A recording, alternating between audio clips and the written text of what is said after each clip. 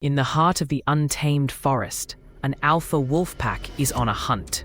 Under the cover of twilight, they strategically surround their prey, a lone elk grazing peacefully. With whispers of howls signaling their movement, the pack employs a mix of stealth and teamwork. The lead wolf lunges, diverting the elk's attention while the others flank it from behind.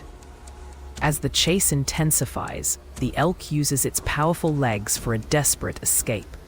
But the wolves, driven by hunger and unity, execute their ambush flawlessly, showcasing the raw and unforgiving realities of survival in the wild.